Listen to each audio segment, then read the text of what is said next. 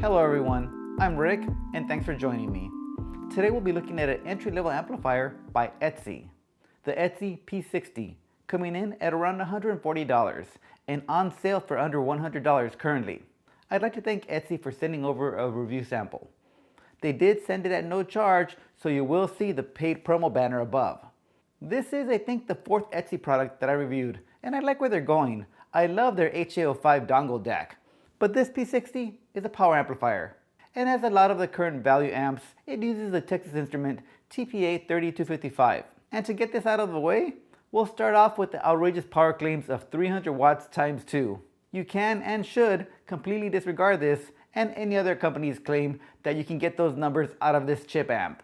That number is what Texas Instruments calls its absolute maximum rating, and it's at 10% distortion with a 53.5 volt input.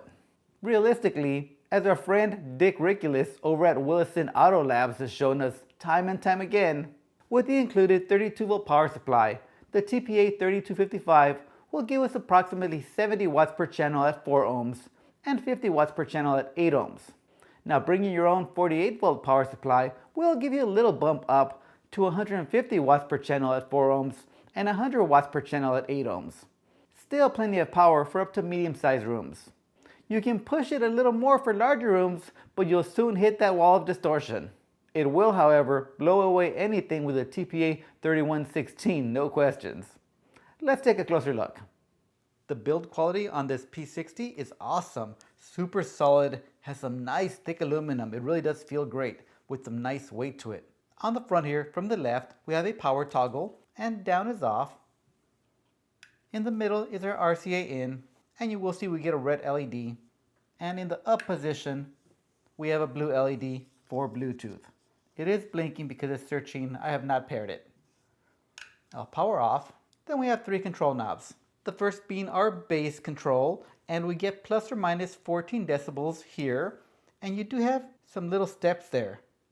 Now we don't know exactly which is the center one, so I will just make sure that the line is pointed straight up. However, I do like that at least we have some steps. Same thing with the treble, but over here we have plus or minus 6 decibels. Finally, our volume. We have indents all the way across, so we have little steps. Great feeling knobs, all aluminum.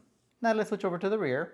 Once again, all the way from the left, down at the bottom here we have a little clicky button, and it says Bluetooth Ampere. However, a lot of my colleagues missed this one. This button also controls the interior lighting of this unit, which is really nice because compared to those Doak and Ampapa units where you have to go inside of the device to change the LED colors, you can do this here with a click. And here's an example right here. We go from off to blue to green, red, teal, magenta, yellow-green, and this is a really soft gray, which is my preference. And one more tap for off. Next, our port for our Bluetooth antenna. Now the literature does state Bluetooth 5.1, however the website states 5.3. Now I'm thinking it is 5.1 because you only get the basic codecs, SBC and AAC on this device. Next to that are RCA analog inputs, followed by those tiny 5-way binding posts, the same as the Doak A5s, which I would definitely suggest going banana plugs with. And finally our DC barrel input, 24 volt to 48 volt, and we do get included a 32 volt power supply. Now let's take a peek at the inside. On the inside, for comparison, I brought in a Doak A5. The first thing that I would notice is that the P6 uses a pair of capacitors on the output here, 2200 microfarads each, whereas the Doak uses a single 3300 microfarad.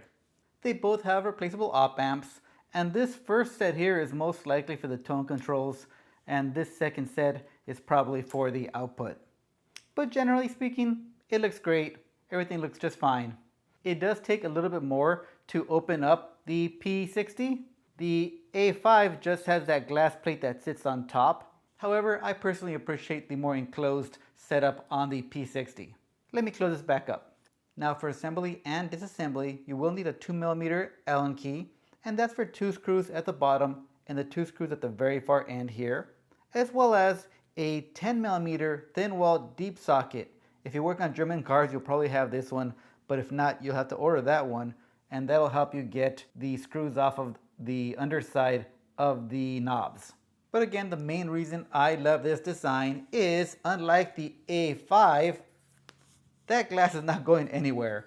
And I love that. I don't like the fact that on the A5, I have to be careful when I move it around because I'm always scared that I'm going to drop that glass and shatter it. Aesthetically, I love its modern styling.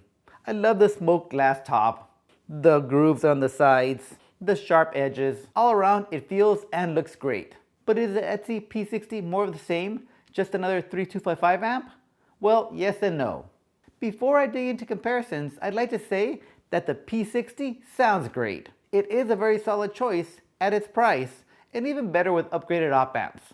However, I tested with the stock op amps. It's nice and dynamic, with a crisp mid-range and great treble extension. I'd use this P60 amplifier anywhere that I'd use my Doak A5, and I think that should be the main takeaway from this video. But people like comparisons, so here we go. For testing, I compared the P60 to a Fosse BT10D, a Fosse BT20A Pro, a Doak Audio A5, and an Impapa D1. I used the 32 volt power supplies on all of them first before switching over to the 48 volts.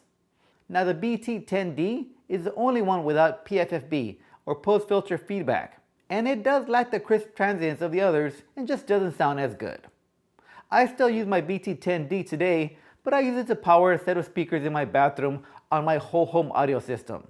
Then we have the Fosse BT20A Pro and the Doak Audio A5. The Eytse P60 falls more in line with these compact amps with PFFB.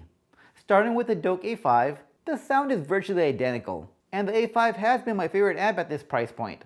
The A5 does bring with it a high-pass filter and a 3.5mm pre-out, so if you run a 2.1 system, you already know which one to choose. The Eytse P60, on the other hand, brings Bluetooth as well as a set of tone controls. If you have small to medium-sized tower speakers or bookshelves that dig deep, the P60 is a solid choice. Then we move over to the Fosse BT20A Pro, and at first glance, the Fosse has a Bluetooth, a 3.5mm pre-out, and tone controls, so you would think that the Fosse wins out here. Well, the Fosse just doesn't sound as good. It doesn't sound as good as the A5 or the P60. And the bass is where the BT20A Pro falls behind. It's slight, but there is a difference. So between these three, you have to decide what options you want or need and what's more important, sound quality or convenience. Then there's the more expensive Impapa D1. The P60 doesn't compete here, nor do any of the others I mentioned, but it's also double the price. So ultimately, what the Eytse P60 does is that it gives you another great option at the $80 to $100 price point.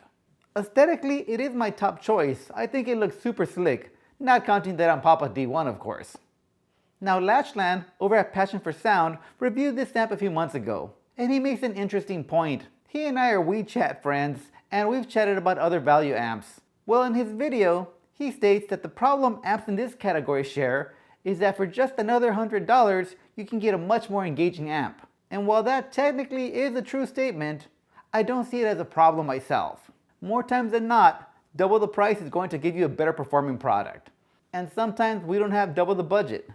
I'll give you an example. Before I went electric, in my youth, I owned a BMW 335i with a 300 horsepower stock engine. And then I threw a little extra money and some parts at it, and I was hitting 400 horsepower at the wheels.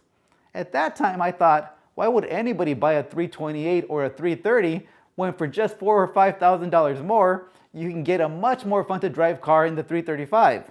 Well, it turns out that sometimes we don't need or want that extra power, and sometimes we can't afford it, just like I couldn't afford that M3 that I really wanted. My point is, there's always something better, but there's something to be said about good enough. And at this price point, the Eytse P60 is more than good enough, and I do highly recommend it. And that's all I have for this one. Thanks for watching, and I'll see you on the next one.